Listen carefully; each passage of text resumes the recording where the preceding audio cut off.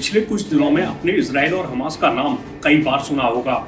एक भीषण युद्ध की वजह से, ऐसा युद्ध जिसमें लगातार लड़ाकों के साथ साथ बड़े पैमाने पर आम लोगों के हताहत होने की खबरें सामने आती रहीं, जिसमें आम लोगों की जिंदगी का इतना बुरा हाल हो गया कि देखकर रूह कांप जाए।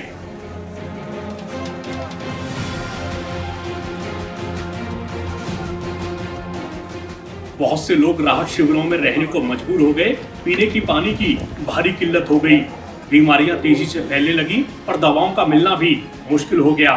और सबसे बड़ी बात, धमाकों के बीच जान लगातार खतरे में बनी रही।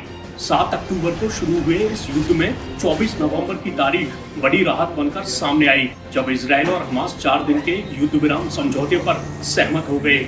अब इसी युद्ध विराम को लेकर एक बड़ी खबर सामने आई है, उस खबर के बारे में भी बताएंगे। लेकिन उससे पहले ये समझ लीजिए कि युद्ध विराम से अब तक आम लोगों को क्या राहत मिली है।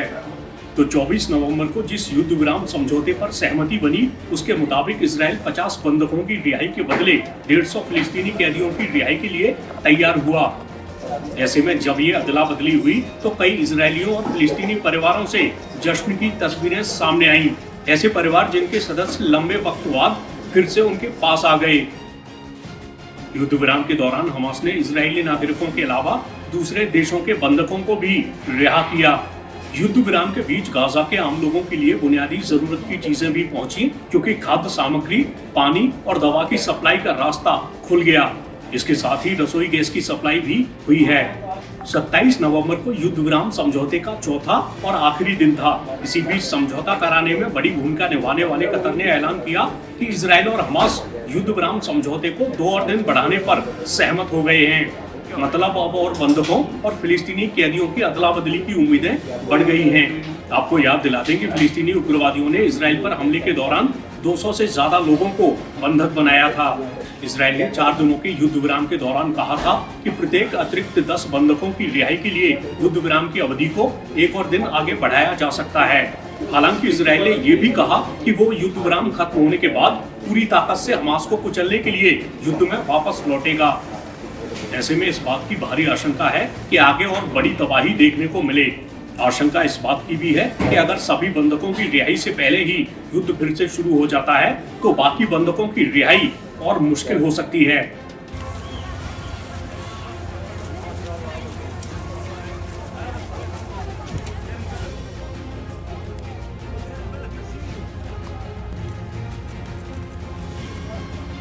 القصف شغال ليل مع نهار، بيوت تهدمت، المعيشة صعبة،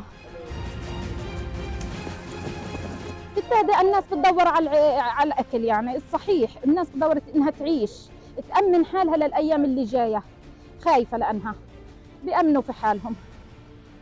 زي هيك. إما تقول فيه يعني إنه نفسية البني آدم متريحة، لا مش متريحة، إحنا مش متريحين يعني بالمرة. إيش اللي خلاكم تطلعوا؟ أنا اللي خلاني أطلع الصحيح خايفة على الباقيين، أنا ابني استشهد وهو رايح يشتغل في الشفا، عامل نظافة ابني، وبقول يعني معي اللي واحد راح له الحمد لله. بالنسبة للناس وضعها صعب في الشمال، عن جد وضع الشمال صعب كثير معيشته.